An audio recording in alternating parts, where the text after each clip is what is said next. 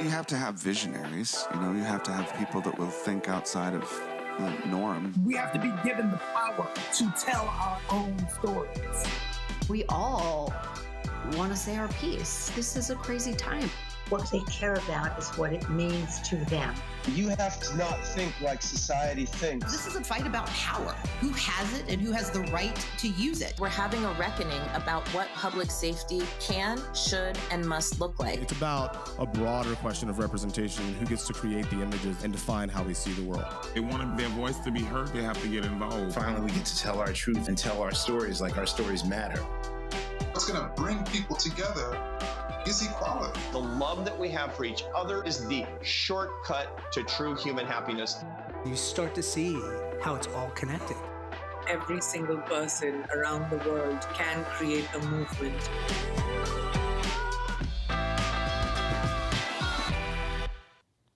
Hi, I'm Adrienne LaFrance, Executive Editor of The Atlantic. Thank you for joining us at the Atlantic Festival. This year, we're featuring more than 24 of our journalists in interviews with top experts across politics, business, tech, healthcare, racial justice, science, and much more. So far, you've heard from senators and CEOs and from innovators who are shaping the future of their fields. I hope you've enjoyed what you've seen so far, and we have much more to go. Make sure to check out our Ideas Stage interviews, which begin at 2 p.m. Eastern. We're so glad you're here with us, and special thanks to our subscribers. You make our journalism possible. Learn more at theatlantic.com. And now, it's time to get started. Thank you to our Atlantic Festival underwriters on the founding level, Facebook. On the presenting level, Boston Consulting Group, EY, Genentech, Southern Company, Walton Family Foundation. On the supporting level, Allstate, U.S. Bank. On the contributing level, American Federation of Teachers, Barclays, the Janssen Pharmaceutical Companies of Johnson & Johnson, the John D. and Catherine T. MacArthur Foundation, PayPal, Salesforce.org, and Truth Initiative.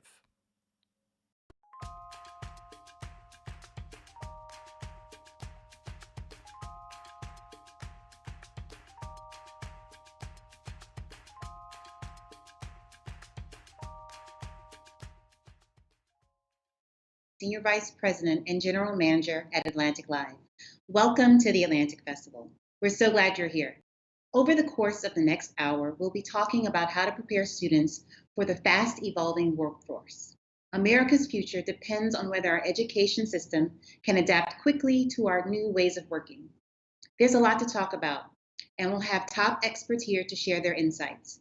But before we dive in, I want to thank our underwriter, Southern Company, for supporting the Atlantic Festival this year.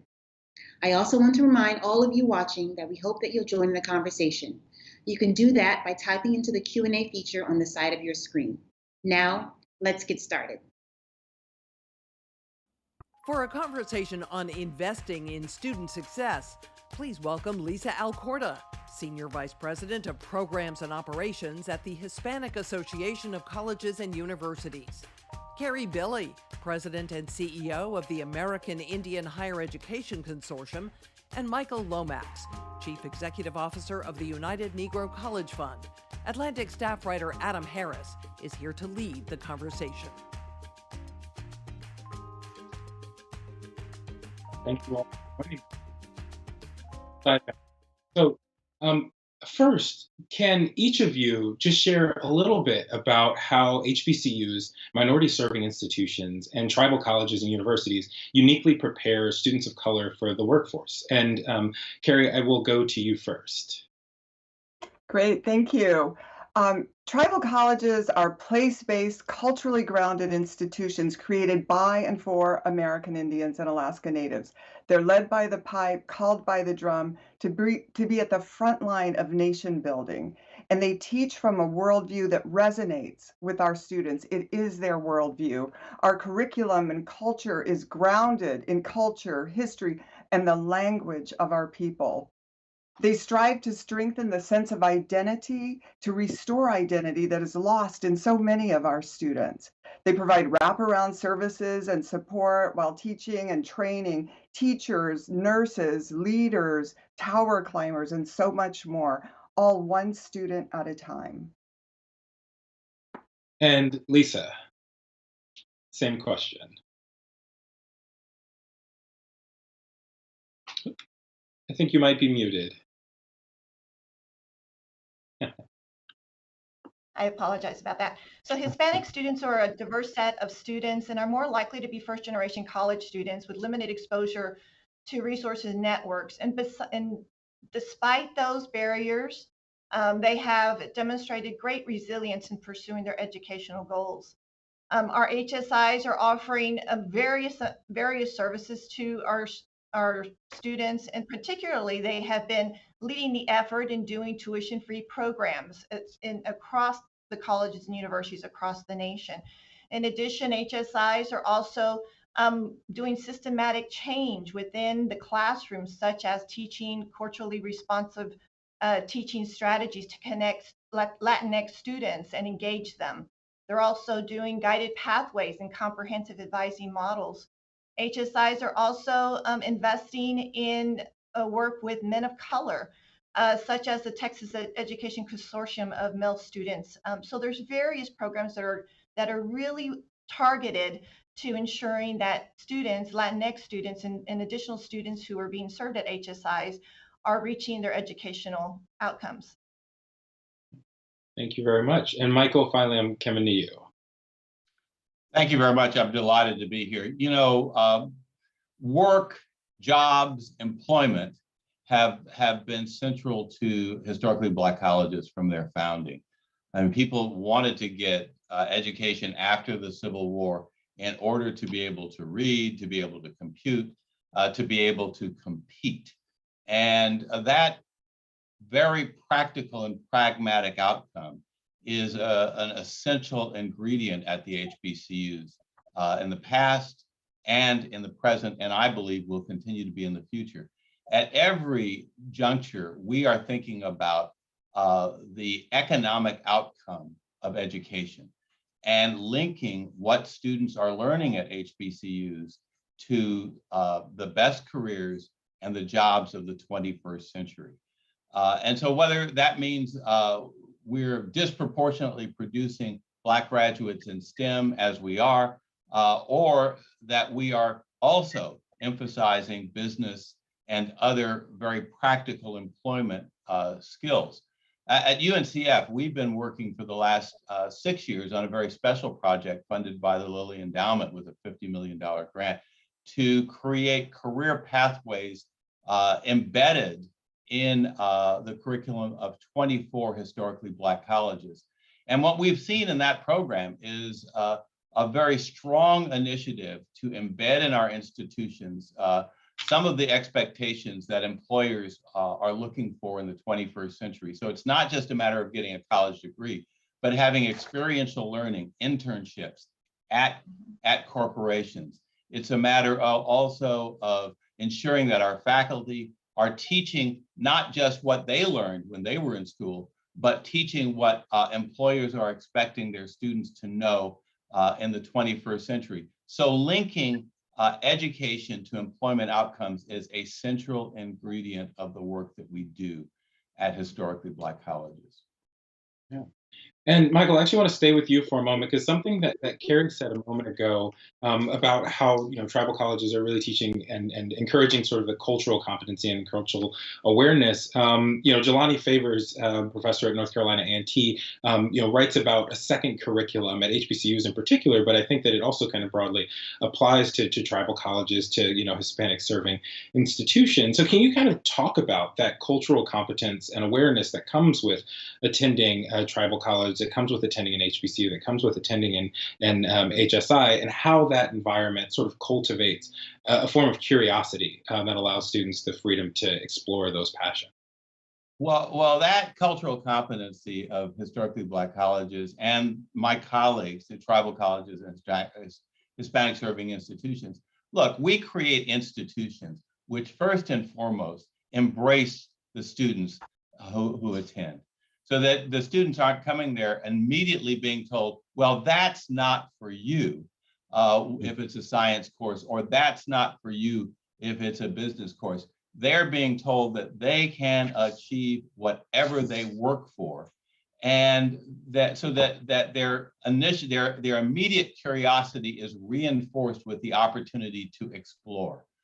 At the same time, I would say that I know at historically Black colleges, we do so much to strengthen their sense of identity, of the positive nature of their identity, and also to not just to reinforce who they are, but to give them the armor that will serve them in good stead as they go out into the world and have people question whether they should in fact be pushing boundaries and examining new frontiers. So I think I would say there's a critical dynamic at all of our institutions. On the one hand, we're building strong graduates with a clear sense of who they are and a valuing of themselves, but don't believe that we're not giving them the skills, the experience, and the knowledge that's required for them to compete in the 21st century economy.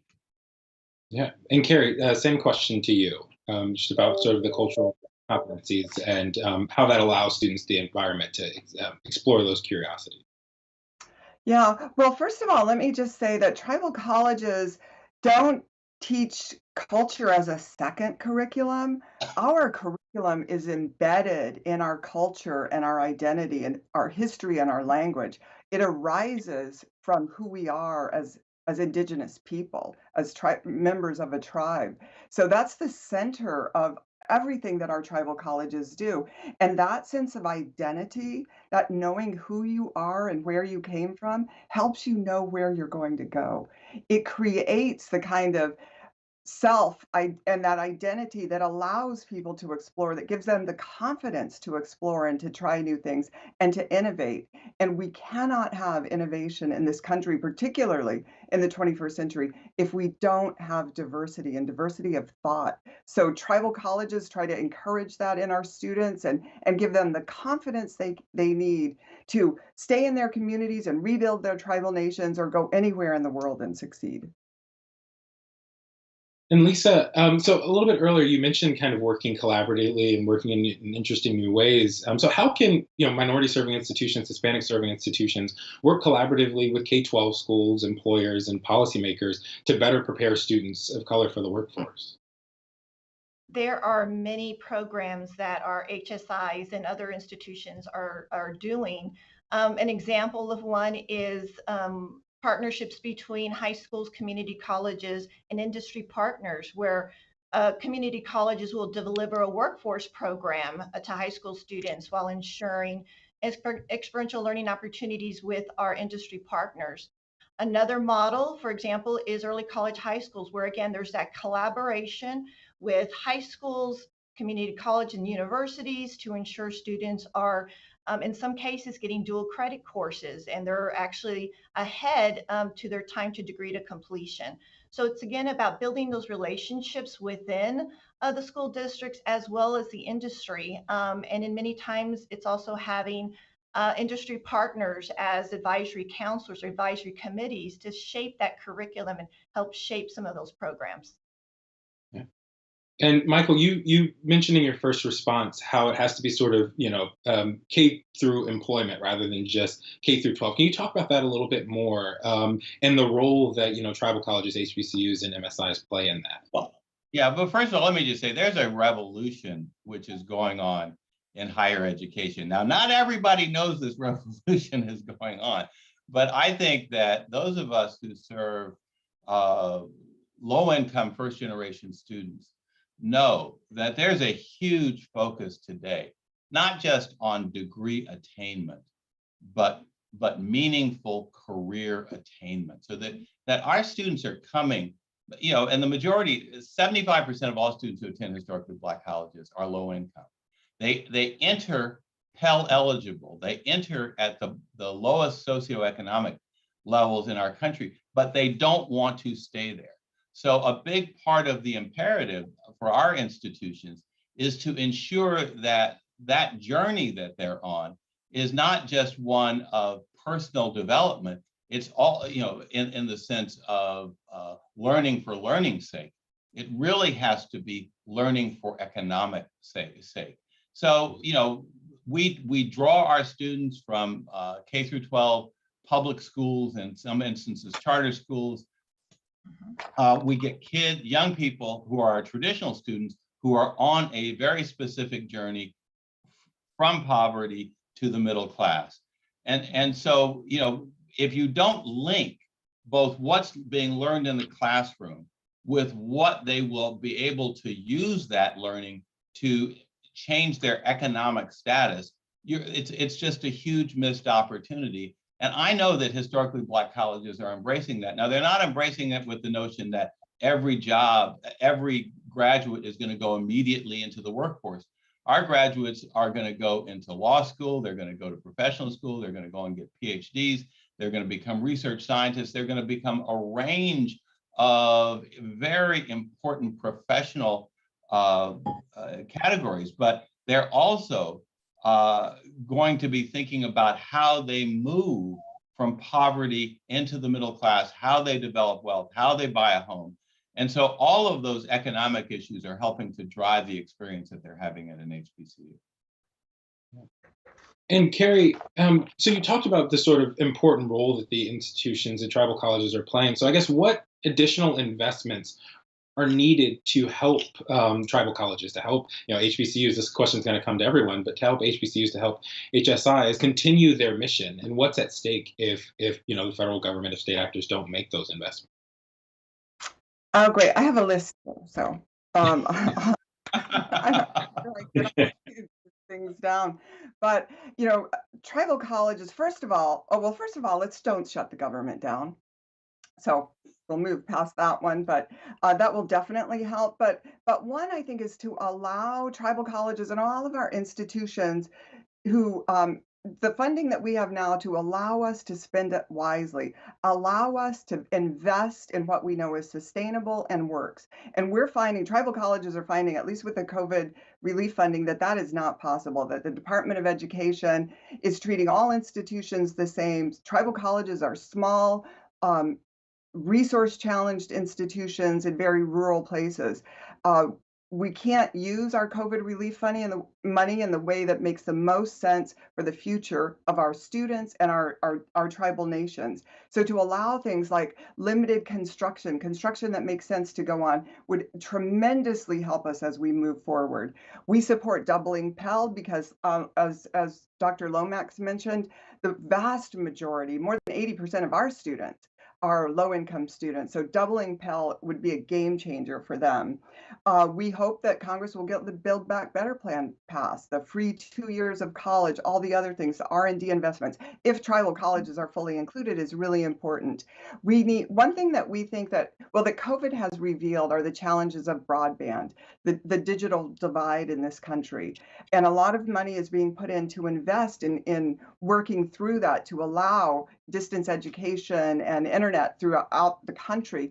But in Indian country, there are still a lot of challenges. So we hope that there will be sustained investment, that we don't put in fiber that then our students and families can't afford to pay for in the future. So that's a real concern. We also believe that tribal colleges, HBCUs, all institutions, whether they're rural or urban, need to be part of the education and research networks in this country that we are not part of right now. And Lisa, same question to you. I'm going to agree with my colleagues. In addition to considering the impact of COVID-19 and the needs for our organizations to get additional funding, and of course equitably across, again, HSIs alone, we have 569 HSIs with 362 emerging HSIs, and our current HSIs are serving over 5 million students, 5 million Latinx students in undergraduate and graduate programs. And for HSIs, the equitable funding conversation is really critical to ensure that we are getting a say at the table, to have a conversation about how we could ensure equitable funding across the organizations. We just released a report that just came out September 22nd regarding Hispanic serving institutions and the need for increased federal funding to improve the educational capacity, and calls for an equitable federal support that is critical to support the growing number of HSIs. And this is going beyond the COVID-19 pandemic that we've experienced that is a major impact on our institutions. And Dr. Lomax, I wanted to come to you as well with that same question, knowing also that you had a piece recently in The Atlantic, how to launch the next great era of Black prosperity, and it focused a lot on sort of the investment in historically Black institutions. So can you also, same question to you? So I'm not going to answer it the same way because Lisa and Carrie, they've given you, we need the federal funding, we need equitable federal funding, we need reliable federal funding, and we are, as organizations, are working daily to get that message to the federal government. But I would like to say a little bit more about the private and the philanthropic sector, because those are areas where there needs to be greater investment. The first point I would make is corporate America, which has said they want to do a lot to address these issues of inequality and inequity, really need to focus in on HBCUs, tribal colleges, Hispanic serving institutions as partners, and really needs to not just come to us and say, this is what we want you to do, but to ask the question, what can we do to make your work even stronger? We produce 50,000 graduates, Black graduates a year at historically Black colleges. With better partnerships, we could produce 100,000, 150,000. And we need the support of corporate America to help us do that work. And so I would say better, stronger, more respectful partnerships with our HBCUs, our tribal colleges, our Hispanic serving institutions, and other minority serving institutions. The other issue is around just philanthropy. Billions of dollars annually go from the wealthiest individuals in this country and major foundations and family foundations to support higher education. There was an article in today's paper about one family foundation, which is giving $500 million to improve equity. And the list of the institutions where that's going to go are the most elite private colleges in America. And when one individual,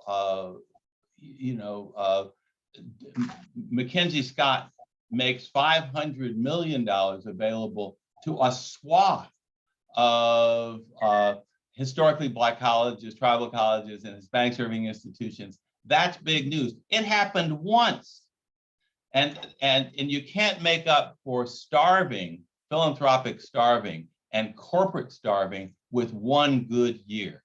That really needs to expand. Final point I want to make is that we're an organized community of minority serving institutions. We try to think through these issues together. So much of what is happening in the corporate community and the philanthropic community is one-offs, and it's disorganized, and they're coming at us from a lot of different directions.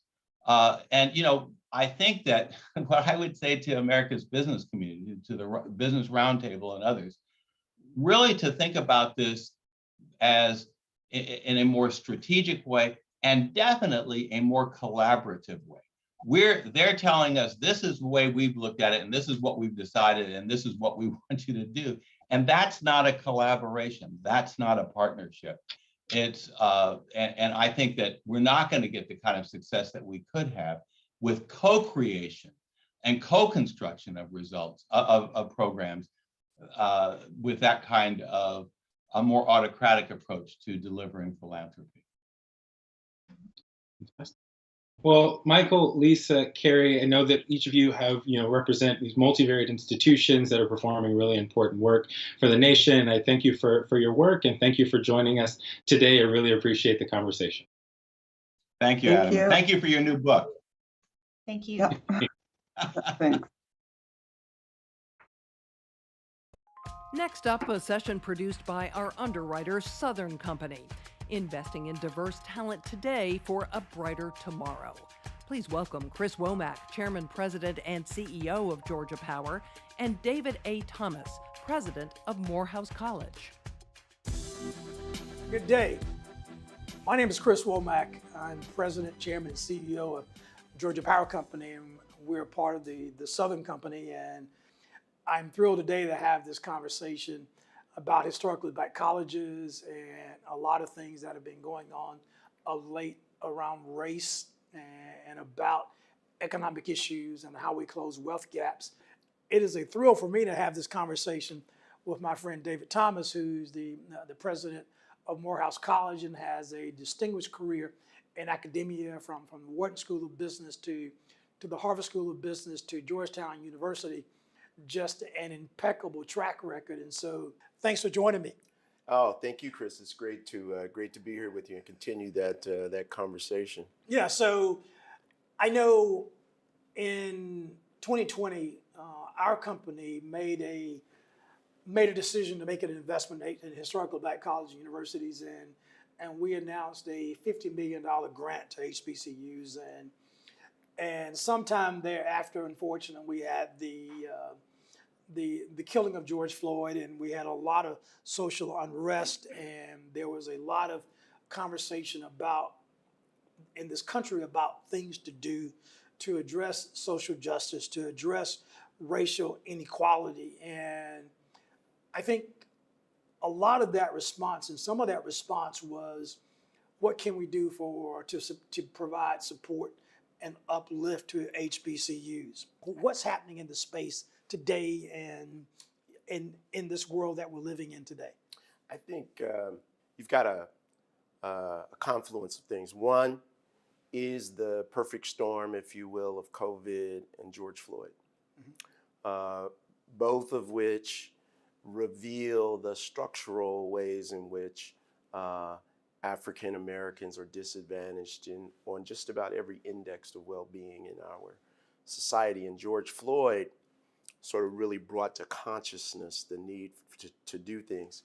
You also have another factor, and that is companies like yours, because just so the audience knows, you and I were talking about the fact that Southern Company was going to do something on a big scale before George Floyd and before COVID. Right? Recognizing that's an untapped talent pool that we've got to support. So you have all those things coming together, and then I think you also have, with this consciousness about race, major philanthropists who realize that while we talk about segregation as a social phenomenon, it's also a phenomenon of capital. And the black community doesn't have the same level of capital, therefore the same level of philanthropic force. And now companies and individuals are stepping up to support colleges, HBCUs like Morehouse, Spelman, Clark, Tuskegee, at the same level of 7- and 8-figure and high 6-figure gifts that we've always seen flow to the other schools that I've been associated with over the course of my career. Our mutual dear friend, David Grain, has a gathering of thought leaders, and he had one in the fall of 2019. But one of the conversations was the quote unquote lack of diversity in Silicon Valley. And so one of the responses, and I'd say we hear it far too often, that some companies will say, well, we can't find diversity. And my response many times is that you just got to really go look for it. Or you got to go where it is. And you got to go where it is. At the same time, I also said, okay, now, what more can we do to make sure that your curriculum, that your students, that the students in the HBCU community are in fact preparing themselves with the skills needed to go work in Silicon Valley and the technical firms and the Southern companies and the Georgia Power companies.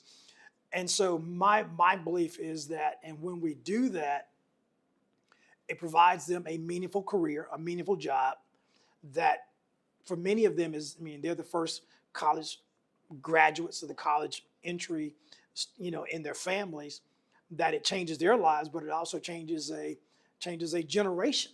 Well, to your point, or a little more than half of our students are first generation college.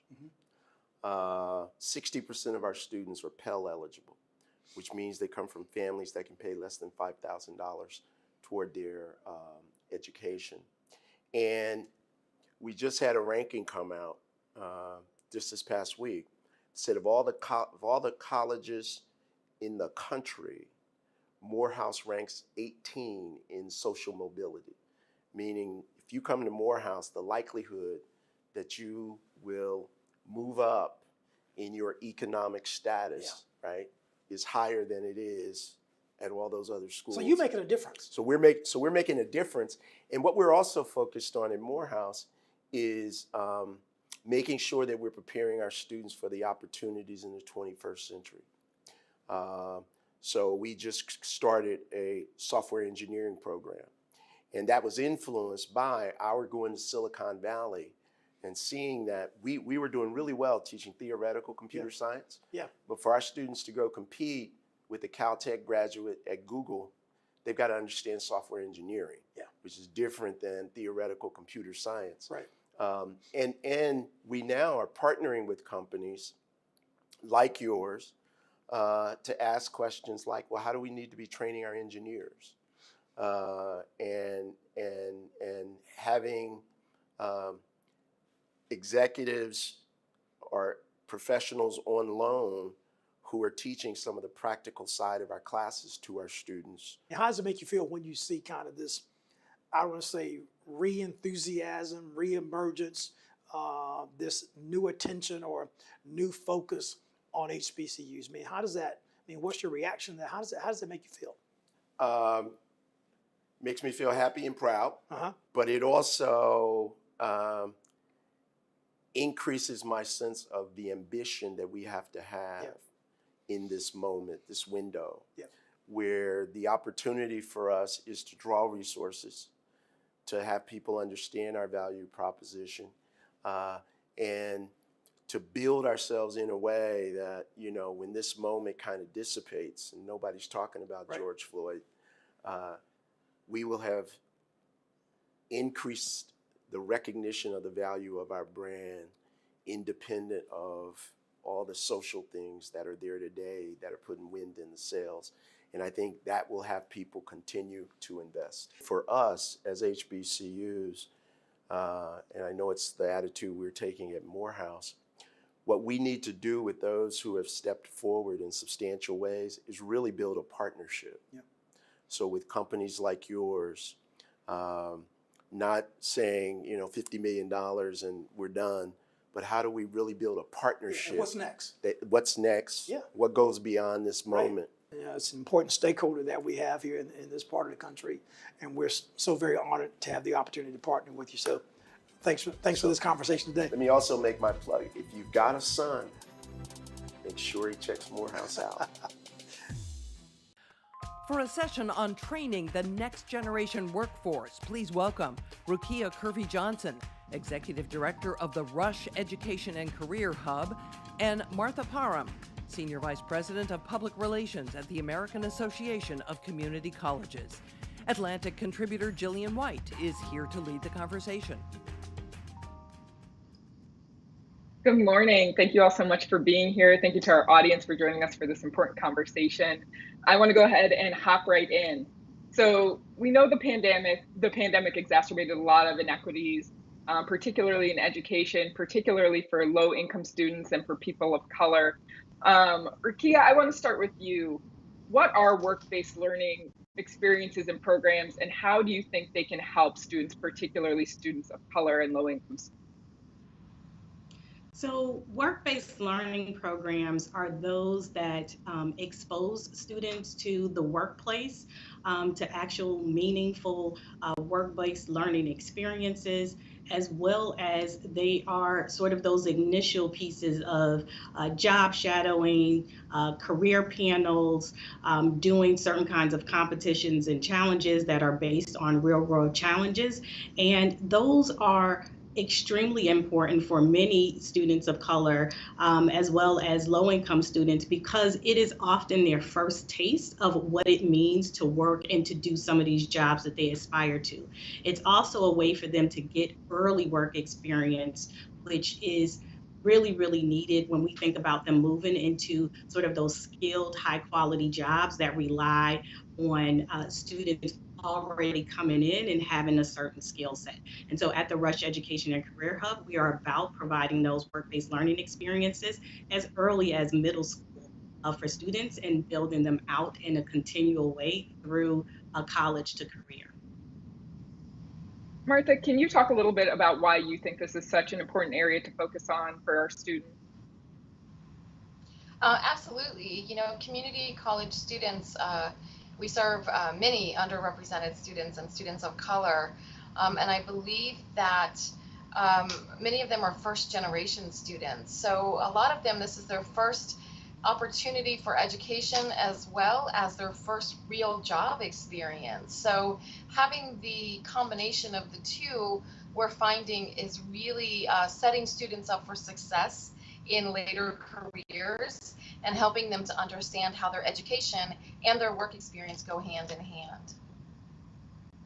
There is so much focus on four-year college degrees, even in spite of the fact that we've seen such a overloading of student loan debt. We've had so many conversations about how students of color, particularly low-income students of color, are the most likely to start a college degree, layer on that debt, and then not be able to finish. So they kind of end up in the worst place possible, which is that they're paying this debt for a degree that they did not get, and thus they don't have the job that would help them pay off the debt. So I'm wondering how we marry these two conversations when people are still so focused on a four-year college. We're seeing other needs crop up in the marketplace. How do we get people to invest in these types of different programs? Rakia? So one of the things that we have looked at is we know that many jobs actually do not require a four-year degree, but they're still not accessible to most high school graduates. And so with our programs, what we talk to them about are sort of some options around credentials or certifications. And that is often done in partnership with our community college partner. We work very closely with Malcolm X College, which is part of City Colleges of Chicago. But we talk about what is sort of that first step. What should your first year look like? We use program study guides to really give students a clear, prescribed sort of pathway. But we really think about those door opening credentials that also allow our students to work. At the Rush Education and Career Hub, more than 70% of our college students work while they attend school. And we know that financial barriers can often get in the way of them graduating. So with a door opening credential that allows them to work in their field, allows them to earn money at the same time, they're more likely to complete their associate's degree and then move on to the next level, whether it is continuing to work or to go to the third year. Martha, how do you think about and how do you approach getting people to be not so singularly focused on that four-year degree, or as Rakia just talked about, not so singularly focused on this very one very specific path towards a four-year degree? Well, I think the good news is that we are seeing that kind of sea change in the way people view community college, and in particular, some of the programs that we offer. So if you look at the community college system across the country, we serve almost 12 million students annually. Of those students, about 42% or 5 million of them are actually in what we call career and technical education classes. And those classes are by design. You learn and obtain skills that make you marketable, employable, and in many cases, they have that element to them that allows them to learn and earn at the same time. So we see that all over the country. The good news is that we are seeing investments. We're seeing large tech companies coming to community colleges to really develop curriculum that allows them to do coding and all of the technical things that have to happen for our world in these days, and we're seeing those being deployed across states and across boundaries that we couldn't necessarily cross before without this certainly digital environment that we live in now. We're also seeing that investment from the federal government. If you look at the bills that are sitting, that are being debated right now, they include many, many supports for the community college system, for HBCUs, for students of color and students that are not attaining success at the same rate as traditional college students. So I think we are seeing that kind of change in how I think the debt crisis has a lot to do with it. I think people are seeing there are different ways to earn and learn and different capacities for students. And so I think that's critical, especially as we look at students that are not consumers of education in the same way that maybe you or I were, where they're going to do things like take a coding class and then maybe go start a business, right? Rather than take a linear path to a 4-year degree that has been the traditional, or what's thought of as the traditional education. So. Rakia, are you seeing similar changes both in partnerships with businesses and are you hopeful about the government involvement in this area? Oh, absolutely. I was extremely excited to see sort of the funding that's been allocated for more workforce development. And we have definitely seen companies step up and are, be more interested in how they can develop the workforce for the future. We are frankly faced with, clear shortages, especially in the healthcare space, right? We have seen, sort of the burnout even before COVID. There were projected shortages in certain healthcare areas. We think about IT and sort of the explosion in terms of use and the need, whether in healthcare or just in any industry in general. We have seen companies step up and would like to participate more in terms of developing young people in this space, because we know that we have to grow the workforce, right? There are more people who are walking away and they're choosing to do different things with their time, and that it's important if companies want to make sure that they have a qualified and sort of a workforce that's prepared to lead them to the future, they have to start now in terms of pulling our young people. I'm wondering for each of you, what is the most important tool that your programming provides students that allows them to both learn and to set themselves up for successful jobs and successful careers in the future? Martha, you want to start? Well, I think with all community colleges, regardless of if it's a credit, the traditional 2-year associate degree program, or these career and technical education, it's access. We have to be able to provide access to higher education opportunities to all Americans, regardless of their socioeconomic status, regardless of where they live, regardless of whether they come from a college-going culture or they're a first-generation student. The research shows us that an education is critical, especially in this current workforce that we are striving to be this global economy, right? And so community colleges provide that access. And the good news is that they are laser focused now on finding success for all students. So we're really layering access with student success. And I think those are the keys for anyone looking to, really improve their life and ensure that they can obtain a job that pays a family sustaining wage. Rakia, what do you think is the most important? So I think what we found to be most important is sort of the deep intentional work around building a strong occupational identity in STEM and healthcare. And part of that is about creating opportunities for youth to strengthen their academic preparation and stamina for STEM learning.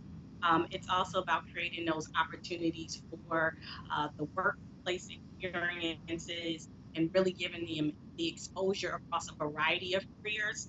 And it's also providing those technical trainings, so those industry recognized credentials as well as other coursework that allow them to aspire to some of these family sustaining wages and skilled careers. And then, as Martha mentioned, just the access to paid internships and apprenticeship and mentoring and wraparound support. Those are the things that allow students to have that exposure and that sense of feeling that I can do this, right? We have this safe space for them to try things out, to actually reflect on it, to be able to strengthen their skills and even their personal sort of sense of what they can do. And then that says to them, I can do these jobs that I may not have ever conceived of doing. And I think that has been key for us in terms of being successful. So we've seen from studies that early exposure to career opportunities, understanding what different jobs are, can help prepare students for the workforce. Rakia, I want to stay with you. I wanted to hear a little bit more about the REACH program and how you think about pretty early exposure to careers and career opportunities for kids. Yeah, so as I mentioned, for STEM, it is so important. And then I think in general for career exposure that you do start early. So when we think about many students of color and even low income students, they may not have a reference point, right? There's not necessarily a family or relative or any other close adult who may have done some careers that they might aspire. They might see it on TV. I always joke, we get a lot of students who watch Grey's Anatomy and everybody wants to be a neurosurgeon. But it becomes, what's involved in being a neurosurgeon? Let's talk about that. Let's talk about all the people that are around that neurosurgeon in the hospital and what do they do? And so for students starting in fifth grade and sixth grade, giving them a chance to speak to neurosurgeons, speak to, nurses and anesthesiologists and pharmacy techs, just other people who are in that space, allows them to think about something bigger. Like, oh, I didn't know that this was a job, right? And then we talk to them about what's the educational path to get there. We talk to them actually, because Chicago is a district of choice, students can travel all over for high school. What's the high school you might want to attend, and sort of what is that coursework in high school, so that you're not caught off guard, once you get there in terms of going, oh, I didn't know I needed to do this, this, and this. And coupling that, I think, with some of the academic supports helps students feel better about some of the paths that they might take and actually take a chance on careers that they may not have found. So that early exposure and just sort of repeated exposure is Martha, how much career pathing are you doing with students who come into community college versus how many kids come in with a sense of what they would like to do or what career or at least industry they would like to pursue? I think it's a little bit of both. I think the colleges, again, as we take a step toward success, right, for all students, a lot of colleges have implemented what we call pathways, which is really outlining and mapping a clear pathway for students to take to obtain their educational goal, whatever that is. So there's a lot more in terms of counseling and academic advising, and really providing them with, again, those clear-cut roadmaps to get from point A to point B. Now, for the students that don't have the access to the REACH program that we were just talking about, a lot of community colleges have the career centers where they work with students on what that looks like. But for many of our students, remembering that of our 12 million students, 29%, almost 30% of our students are first generation college students. So in many cases, in addition to kind of talking to them about what they want to do and what their careers are, they have to really train them about what college is and what that means and how we speak about it. And so beyond just their careers, they're also learning how to be a student and how to go to college, and whether that's in a career program or in those traditional academic classes. Those are some of the ways in which we are trying to, really help the students that don't have access to programs like REACH and really need all of those services as an adult. I'm wondering, what additional resources would you guys like to see from Congress or the federal government to help programs like the ones that you work with, and to help students like the kids that you all work with be able to take off and achieve and really have the best possibility of succeeding in the future? Martha, I want to come back to you first. Well, I think we're seeing a lot of it in the American Families Plan that's currently being debated. We're looking at community college tuition being covered. And again, those that was already mentioned, those support services that are really necessary for our students to find success. So things like childcare, food and housing insecurities, access to broadband, all of those things are problematic, not just at our rural small colleges, but really across the country. We're seeing that. So these bills that are currently, in Congress are really an investment in the nation's middle class. And I think the recognition that a lot of that happens at the community college level really gives us a lot of hope, really addresses things like the student loan debt issues that you mentioned earlier. So we're really hopeful that a lot of these provisions in these bills will pass.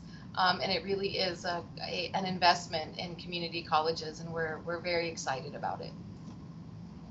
Rakia, same question for you. So actually, Martha hit, most of the points I would make in terms of what we would be looking for from Congress. I would just say that, just sort of emphasize the need for funding for wraparound supports, and, being able to address those things like insecurity and transportation that really hit a lot of our students,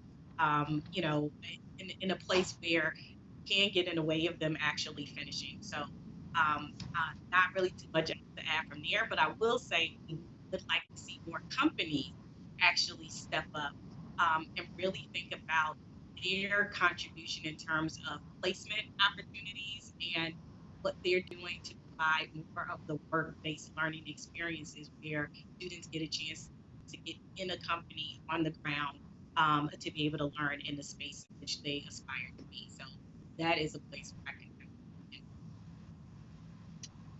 I have one final question for both of you, which is, if there are people watching, whether they are students, parents, teachers, who know somebody who is a little bit struggling to figure out what their next step is, who wants to help that person kind of get a leg up, figure out how to get themselves both the best educational experience. I really like the earn and learn phrasing, who knows somebody who needs to be in that space.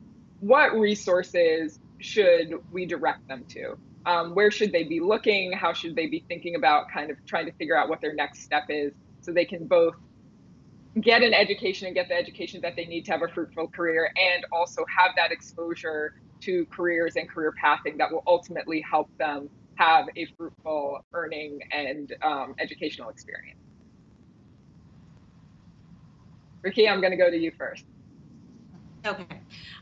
So I would actually encourage, one, just plug in the Rush Education and Career Hub. We actually have a career pathways guide on our site that does just that. It sort of asks a student to think about what do they like, what are their interests. I would also plug Road Trip Nation as another option for exploring their interests and then thinking about what are some possible career pathways that marry those interests. And I would say actually start with what is a sort of entry level job that you might be able to do, and then what are the steps that are needed to get there. It doesn't mean you stay there forever, but it is an entry level point for you to at least experience and explore that job, and also allow you to earn funds, and you can see what sort of educational requirements are there. I always tell students, you don't have to know what you're going to be doing for the next 50 years, but just think about what you might want to do for the next 3 years and start from that. Martha, how about you?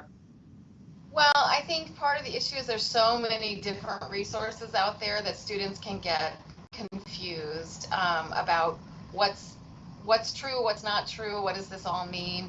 So I think you need to, start with your community college and look into, like, many people don't even understand that we have this career training and internship opportunities at the community college. So I would say look into your community college, look at the programs that they provide. Many, up to 80% of the nation's first responders get their training through community college. So, look at your local community college and find what their technical and career programs are, and see if that's a good place to start. And again, if it marries with your first job or your entry level job, it's really a bonus to combine the two.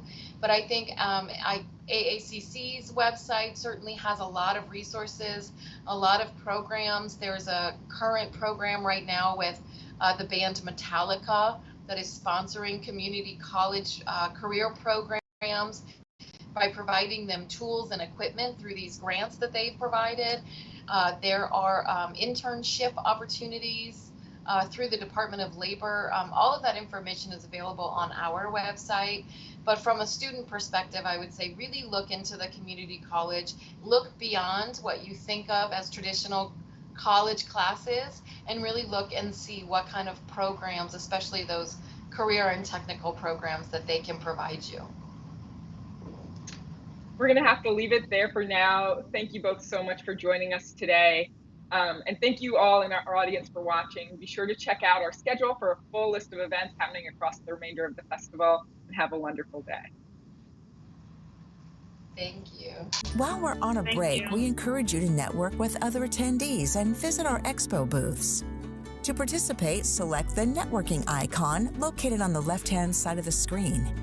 Next, click Join, and you'll be randomly paired with another attendee for about 5 minutes.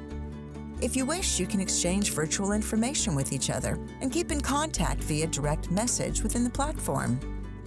You can also click the Explore icon to visit our virtual expo booths. Here you can explore more resources from the Atlantic and our underwriters related to today's event. We'll see you shortly after the break.